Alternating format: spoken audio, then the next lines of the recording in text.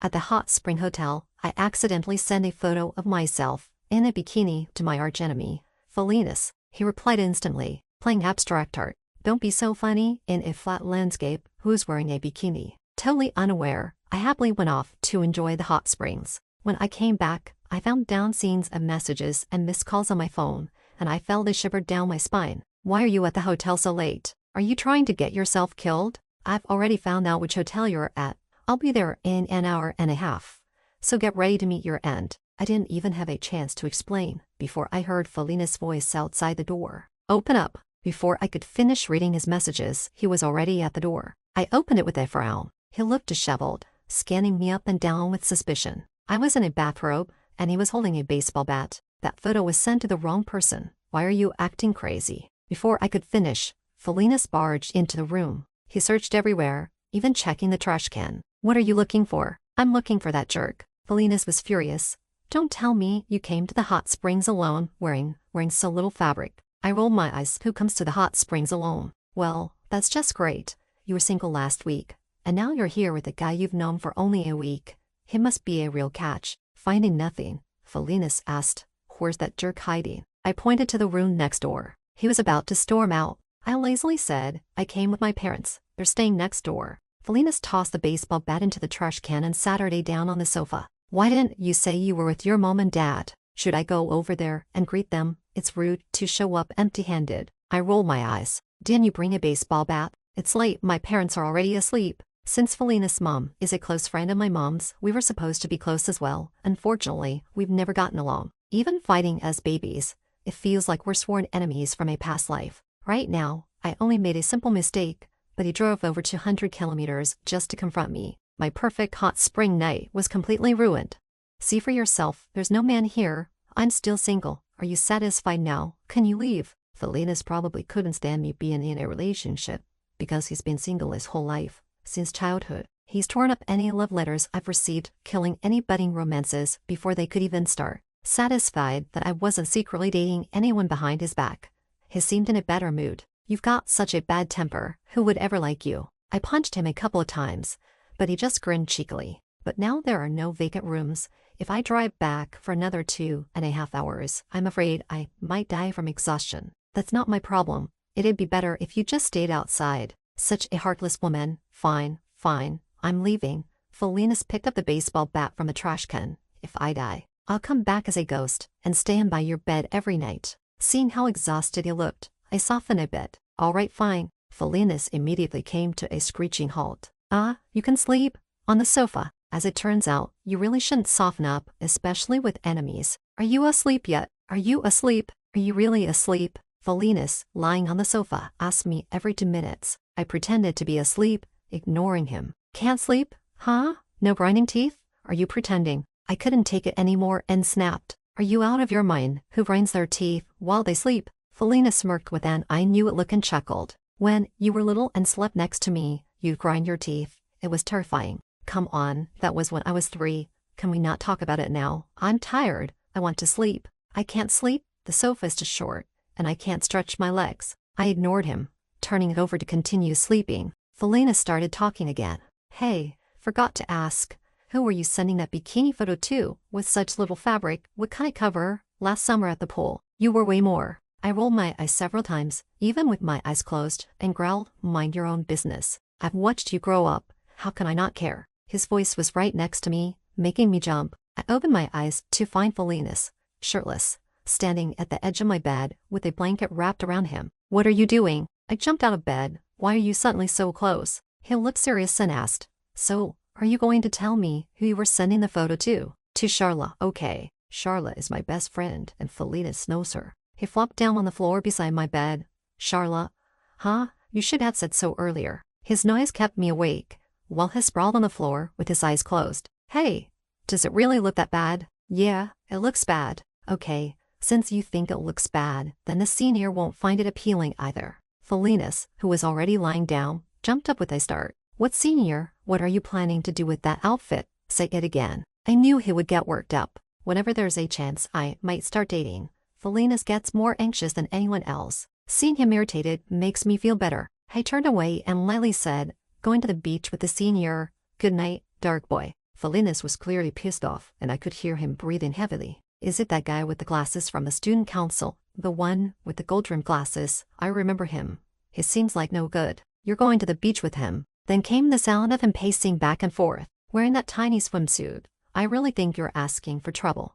Say something. I quietly enjoyed his frustration and replied, I'm falling asleep. Turn around. Felinas threw off his blanket and turned me to face him. No sleeping. He was too close, with his hands braced on either side of my head. Since we stopped fighting at 10, this was the closest we'd been. And he was shirtless. We both frowned.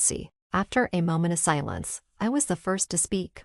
Why is your face so red? It wasn't just his face. His ears were bright red too. Felinas swallowed hard and said, You're getting me worked up. His red face was unusually serious, lacking his usual nonchalant attitude. Up close, I noticed that he had developed a great physique. Broad shoulders and a narrow waist, completely blocking my view of the ceiling. I, who have only seen well-built men online, was seeing one in person for the first time, and he was right in front of me. Feeling suddenly impulsive, I reached out and lightly poked his defined abs. He immediately grabbed my wrist, his breathing growing heavy, eyes darkening. Collis, what are you doing? My hand still touching his skin, felt incredibly hot. I've never touched a real set of abs before. As I spoke, I couldn't help but feel the firmness of his muscles. Felinas let out a muffled groan, his neck veins bulging. He frowned as if struggling with something, then suddenly let go and grabbed the blanket, walking away. Hey, I called out, where are you going? He didn't turn back and said, going to sleep on the sofa. You said you couldn't stretch your legs. Just forget it, as if I were eager to interface. I muttered angrily. Seriously, who was it just now that kept me up and even pinned me to the bed? There was an unusual silence before Felina's voice, now a bit hoarse, finally replied, Not making any noise now, I'm going to take a shower. Good night. We both had a terrible night's sleep. I spent the night dreaming of well-built men, feeling their muscles in my dreams. Felinas, it seemed, couldn't sleep due to insomnia and took to cold showers. Good things are indeed rare. Will has trouble sleeping and takes cold showers.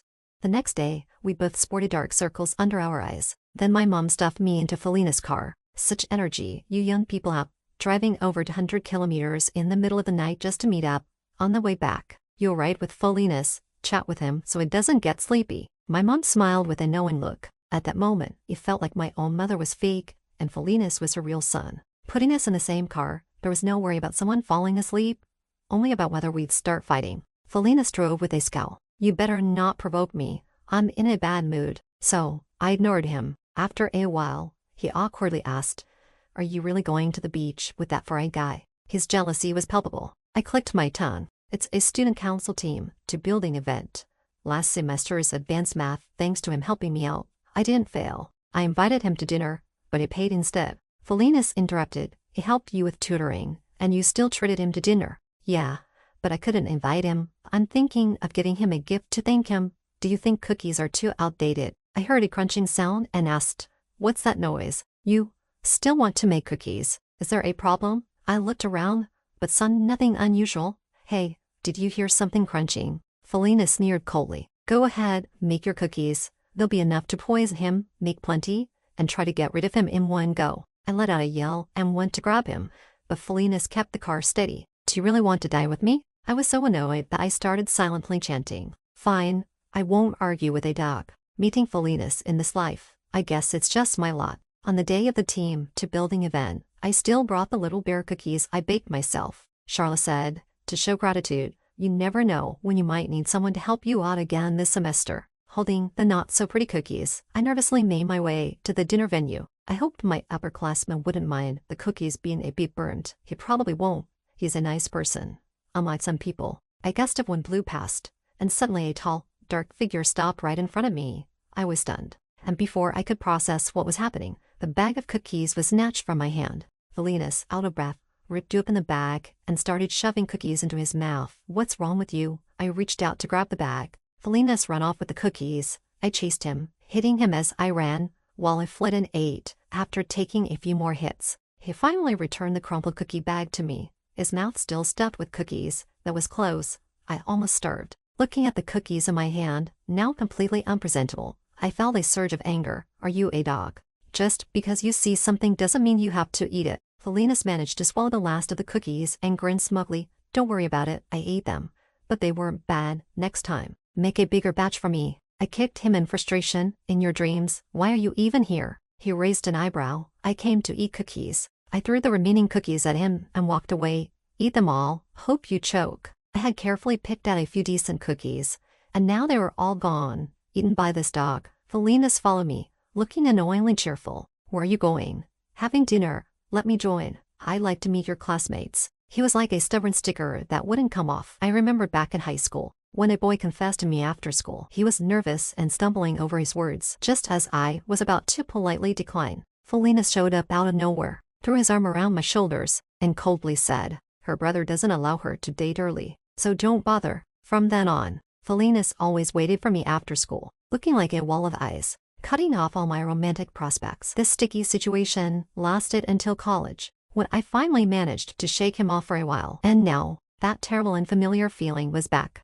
Tonight, my upperclassman had invited me to dinner alone, and I had planned to use it as an opportunity to give him the ugly cookies. But now, with the cookies gone and a baggage added, it was all ruined. Sorry, Trent. I ran into my mom's good friend's son. Felinas pushed me aside and sat her down, making himself at home. He's not related by blood, but he's like a good older brother since we grew up together. He emphasized good older brother. I sighed, and Trent gave a composed smile. So you're Carlos' brother? Hello, I'm Trent. He extended his hand, which Felinas shook firmly. Hello. Carlos said you've been taking care of her, so as her brother, I'm here to thank you. This meal is on me. Trent smiled politely and gently declined. Tonight is my personal dinner with Carlos, so there's no need for you to pay. Their conversation was loaded with subtle tension. The two men's handshake became increasingly firm, their knuckles turning white. I quickly intervened. How about we split the bill? Trent agreed, as Carlos suggests. Felinas agreed too, as Carlos suggests. With that brief moment of agreement, I sighed with relief. The dinner was filled with unspoken rivalry between Felinas and Trent. Their exchanges were more about each other than me. We're sorry for causing trouble. Carlos is a bit scatterbrained. If I don't keep an eye on her, she tends to mess things up. Felinas kept referring to me as Carlos, which made my hair stand on end. Normally, our interactions were filled with insults like nutcase or dog. Trent maintained his unflappable smile. Not at all. Carlos is very quick to learn. You're too kind. His gaze suddenly turned to me, full of warmth. And it's natural to be good to someone you care about. I shivered involuntarily. I had been eating with gusto, but now I was frown seen in place. Trent continued calmly. I know this is a bit forward, but I was planning to confess tonight. Since you're Carlos' brother, I thought it would be good for you to witness it. Felinas ground his teeth. I said he's just a brother with no blood relation, but he's still a brother, right? Felinas' face turned various shades of red and white. His jaw clenched visibly. I feared he might explode if someone confessed to me in front of him. After all, for him, who was a notorious single, this was a tough situation. Fortunately, Felinas took a few deep breaths and managed to control his anger. Fine. If you want to pursue Carlos, you'll have to outdrink me first. I don't usually drink. Felinas raised his chin lazily. Scared. Trent smiled gently. If you want to drink, I'll accompany you. I heard a crunching sound, and Felinas asked aggressively. White or beer? Up to you, big brother. Felinas slammed the table. Bring both. Beer is just right for rinsing out the mouth. The table was soon filled with an assortment of drinks, white wine, beer, and spirits. I watched them with my milk in hand. I had never seen Felinas drink before, and his earlier arrogance made me think he could handle his liquor well. But before we were halfway through, Felinas was already out cold. Trent and I exchanged an awkward smile. Trent, can you book another room? He's too drunk to go back. Trent waved it off. Don't worry about it. It's no trouble. Felinas, slumped on the table and completely out of it, still wore his usual scowl. I'm really sorry about today. He's always a bit of a nutcase. If he's said anything offensive, please don't take it personally. Trent was slightly tipsy, with a subtle blush on his cheeks. Is he really your brother? I hesitated. Kind of. Do you see him as a brother? Why do you ask? Trent shook his head gently. I'm just a bit drunk. Carlos, what I said earlier was sincere. If possible, I just want a fair chance. Trent always had a refreshing, clear presence. At this moment, his gaze was as gentle as a calm moon, waiting for my response. His company was always peaceful and comfortable, but if it were about romance, something always seemed missing. I opened my mouth, but before I could speak, the man slumped on the bed, suddenly sat up with a groan, and shouted, Where's the alcohol? Fill it up. No watering down. He then toppled over onto me. I struggled to get him back on the table and said to Trent, Thank you for your feelings, but Felinas groaned again. Who wants to be the big brother? I won't do it. My sentence was abruptly cut off by Felinas, but Trent, being perceptive, must have known what I was about to say. He looked at Felinas and then at me, his eyes still warm and gentle. It's okay. I respect whatever decision you make. Even if we're just friends, I'm still glad. Then Felinas threw up out of nowhere. If he had done it twice, I would have suspected it was all an act. Fortunately, Trent didn't hold it against him and helped me carry him back to the hotel. After sending Trent off, I tossed a towel onto Felina's face. If you can't handle your liquor, then don't drink. Now you've embarrassed me in front of my school. Felinas curled up on the bed, groaning in discomfort. I sighed and scrubbed his face with a heavy hand, as if trying to wipe off his skin. Felina's face was flushed, whether from the alcohol or my scrubbing. I couldn't tell. I continued to scold him as I cleaned him up. Are you out of your mind? Can you gauge your own drinking capacity? Besides, drinking harms your body with your tolerance, and you're shouting about making someone drink first. No, look, you're actually passed out. Am I supposed to belong to him now? You're really getting on my nerves. Suddenly, my wrist was grabbed, startling me. Felinas had woken up without me noticing. He looked at me with a confused expression. After a long silence, he softly said, I'm sorry. I almost thought I misheard him. He repeated, I'm sorry for making you embarrassed. His sudden apology was hard to adjust to. Are you okay? Did the alcohol mess up your brain? Felinas didn't reply, but his eyes were starting to redden. I had never seen him like this before. He usually argued with me, and now he was about to cry, which made me too embarrassed to continue scolding him. I tried to offer some comfort. Well, it's not the end of the world, although it's a bit embarrassing. It's just a little. Next time, just don't overestimate your limits. Felinas ignored my comfort, staring at me with what seemed like dark waves in his eyes. Your upperclassman likes you. Yeah. He treats you well. Yeah. He seems like a nice person. Yeah. Felina's throat bobbed, his eyes darkening. I like you too. Yeah. My first reaction was that Felinas was playing a prank on me. I searched his face for any signs of trickery, but only saw his eyes turning redder. I was here first, so is it too late now? You like the upperclassman, and he likes you. It seemed like he was choking on his words, and Felinas grabbed my shoulders, his fingertips trembling. Can you not like him? I was overwhelmed with a sharp, metallic ringing in my ears, and my heart raced uncontrollably. It felt like something was fermenting inside me, about to fill my entire heart. Felina's gaze was so intense it made my face burn. After a long pause, I finally said, it looks like you're about to cry. And then Felinas locked himself in the bathroom. Did he get hurt emotionally? I was at a loss, not sure whether to stay or go, and I wondered if I should say a few comforting words. For instance, it's okay for guys to cry. Or I could say, you're doing great just as you are. After thinking it over, I decided to call my best friend, Charla. She had pointed out that all the signs showing that Felinas was acting against me were actually because he liked me. She even read my fortune, claiming I was about to have a romantic breakthrough, and that Felinas would confess his feelings in the next couple of days. At the time, I looked at her as if she were crazy, but now I'm starting to suspect Charla might have some hidden talent for fortune-telling. I explained the whole situation to her, and she burst out laughing on the other end of the line, her laughter echoing so loudly I thought it might shake the walls. It turned out Felinas knew where I was for our team-building event, because that traitor Charla had let it slip. I told you, didn't you see how flustered he was when he saw you? He even cried. Oh my gosh, a man's tears are like a woman's aphrodisiac.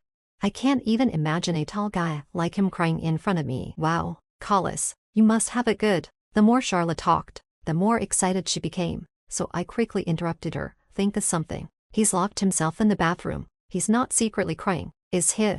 Okay, let's get serious. Charla cleared her throat. Why don't you go knock on the door? Knock on the door. And then what? What do I even say? Right now, I'm so nervous I could dig a hole in the floor. Then ask him if he wants to come out and cry in your arms. Ha ha ha.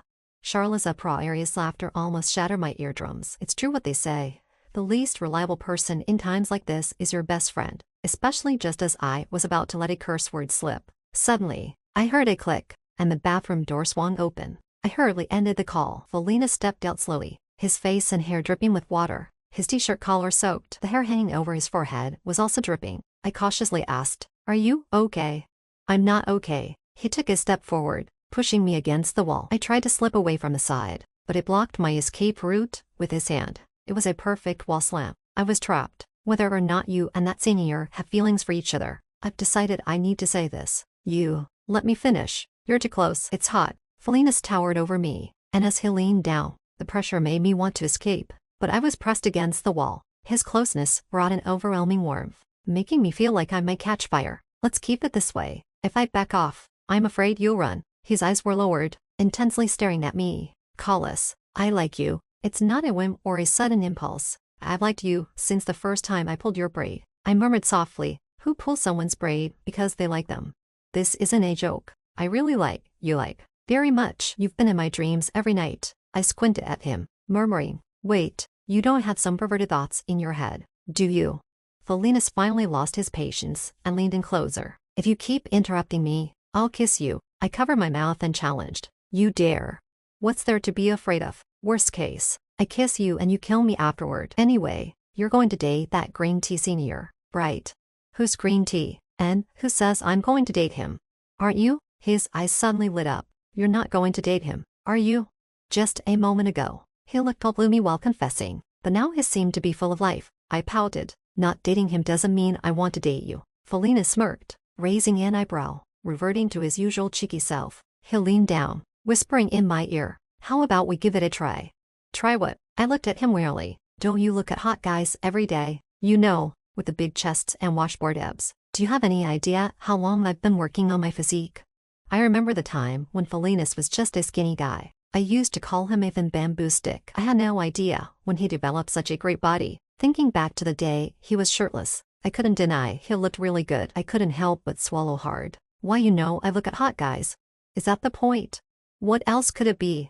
Felinas lifted his shirt, gently biting the hem, looking at me with a teasing smile, just checking my results. Then he grabbed my hand and pressed it firmly against his abs. My mind went blank. The little bit of rationality I had was blown to pieces. My hand, however, seemed to have a mind of its own, pressing down on his warm abs. Callous. I looked up, our eyes locking. Before I could react, his lips were on mine. Felinas only pressed gently against me. I could even feel his nervousness, his eyelashes fluttering slightly. What seemed like a domineering kiss was easy to push away. For some reason, my heart felt soft and sank. In a moment of impulse, I wrapped my arms around his neck, deepening the kiss. A wave of refreshing mint flooded over me. Felina sensed my response and finally stopped holding back. His lips and tongue explored, with a forceful intensity. I felt weak all over, gasping for air. My hands trying to push him away, but he tightened his grip on the back of my neck. Felinas pinned me against the wall like a hungry tiger, unwilling to let me go until I bit him hard.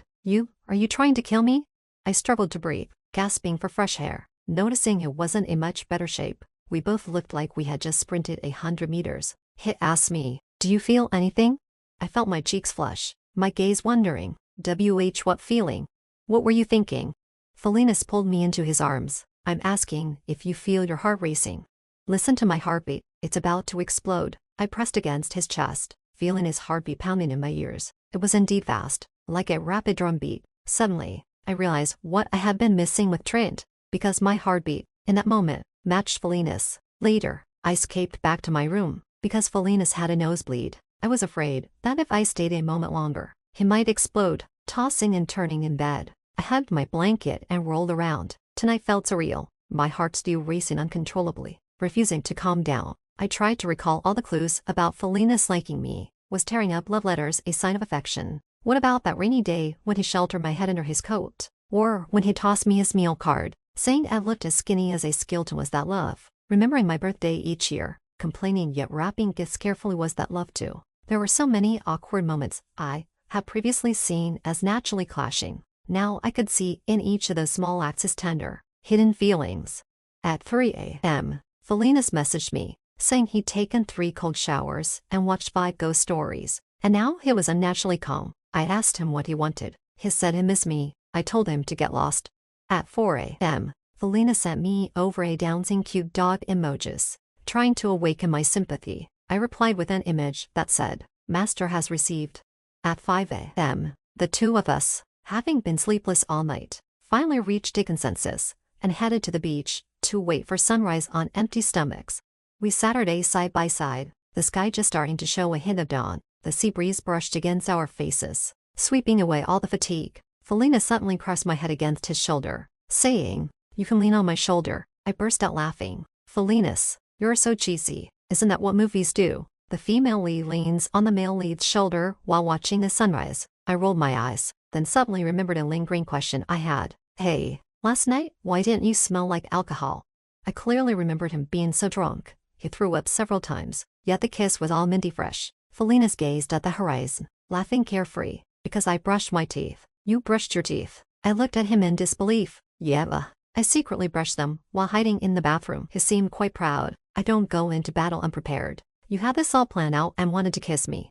Please, I've been thinking about it for over a decade. The dawn was completely painted golden. The sun leaped out from the clouds, and the bright gold splashed all over the sea. Wow, the sun is rising. I cheered excitedly, reaching to tap Felinis on the shoulder, only to find him staring at me in a daze. What are you looking at? Look at the sunrise.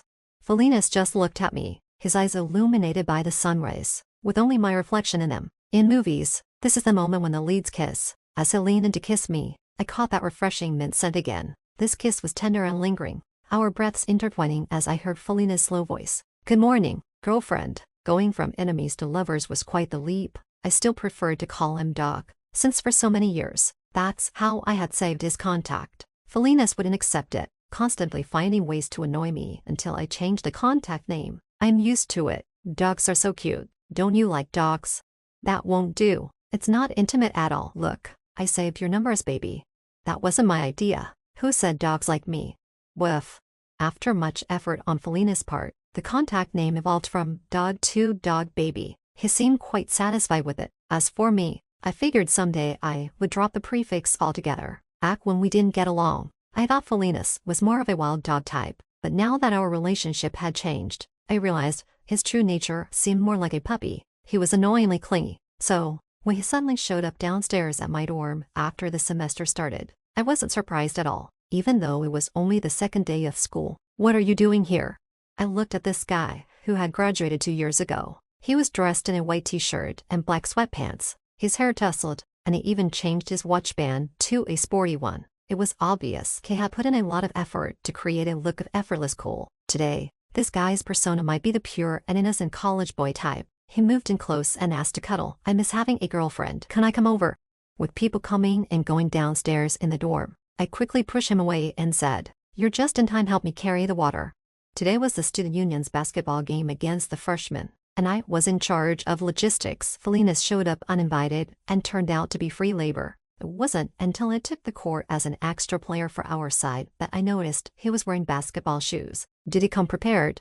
He even high-fived Trent when he came on the court. After he dunked on a couple of freshmen, I was sure he was here to show off. This friendly match originally had few spectators, but as Felinis and Trent's game became more intense, cheers started rising from the crowd. I was guarding 2 cases of bottled water, and soon, a group of girls gathered around to watch the game. Every time Felinis scored, he glanced over at me, causing the area around me to erupt in screams, not to mention his showy move of pulling up his t-shirt to wipe sweat and flaunting his abs. The girls behind me were buzzing. Ah, so handsome. Who is he? Which department is he from? He keeps looking over here. Is he someone's boyfriend? I shrank my neck and tried to blend into the crowd. The friendly game turned into a match as fierce as a varsity game. Felinis had incredible jumping ability and grabbed countless rebounds, while Trent was steady with his 3-pointers, proving to be an excellent guard. By the end, the freshman had no chance, and the score gap widened to down scenes of points. After the game, several girls immediately surrounded Felinis and Trent to offer them water. Felinis pointed towards me and walked over. Sweetheart, where's the water? He extended his hand, and everyone's gaze turned toward me. I was mortified. I pulled out 2 bottles of water to hand to him, but Felinis didn't take them. Instead, he bent down, picked up the bottle I had drawn from, and chugged it. The crowd erupted again. My heart, which had been racing, finally sank. Trent, carrying a bunch of water bottles, paused as he passed us. Great game, bro. Let's hang out again sometime. Bro, I'm Kala's serious boyfriend now. Right now, but who knows about the future? Trent smiled slightly and said to me, Kalas, I'm leaving now. Bye. I waved and quickly pulled the fuming Felinis away. He looked at me with a sulky expression. Baby, look at him, for I green tea. The remaining crowd all turned to look at us. I hurriedly dragged Felinis away. It turns out that after we started dating, this jealous guy immediately told Trent. The senior, ever polite and gentle, only said, There's more than just me who likes Kalas at this school. And then Felinis blew up right there, and Trent managed to secure us a free extra player for the student union. Walking through campus, Felinis was moody, but held my hand tightly. I asked him, Why'd you come here to show off? Don't you trust me? This is called territorial awareness. You wouldn't understand. I stifled a laugh and said, You're really like a dog. Fine, call me a dog. A dog with a wife is not shameful. A person without shame is unbeatable. He won. and nothing I say can hurt him now. Holding my hand, Felinas gently rubbed my fingers. Suddenly, I felt a chill. Looking up, I saw a 6-claw diamond ring on my ring finger. My heart skipped a beat. What's this? Felinas, with his hands in his pockets, grinned proudly. I've got a little money. I pretended to take it off, and he knelt down on one knee. Collis, in 5 days it will be your 21st birthday. It's also the 21st year since we met, and the countless years I've liked you. From now on, you'll be the only one who can bully me. I won't hit back or retort. I'll only be good to you. Every promise I make to you, I'll keep. Every word I say is sincere. When you're happy, I'll share your joy. When you're unhappy, I'll make you smile. I'll always think you're the most beautiful. You're in my dreams and my heart. Please become my lawful wife someday, no matter how long it takes. I can't wait. These are lines from my favorite movie, which I've watched thousands of times. I know this dialogue by heart. In the sunset glow, the guy I like is kneeling, confessing with lines from my favorite movie. I should be incredibly moved. If only there weren't so many onlookers taking pictures. I yanked Felinas up and dashed through the crowd. Does that mean you're saying yes? If not, I'll kneel again. Yes, yes, yes. I heard Felinas' victorious chuckle. He's still as much of a dog as ever. But fortunately, there's plenty of time. We can settle any future score slowly. The story ends here. Feel free to subscribe to our channel for the latest updates, with new novels added daily.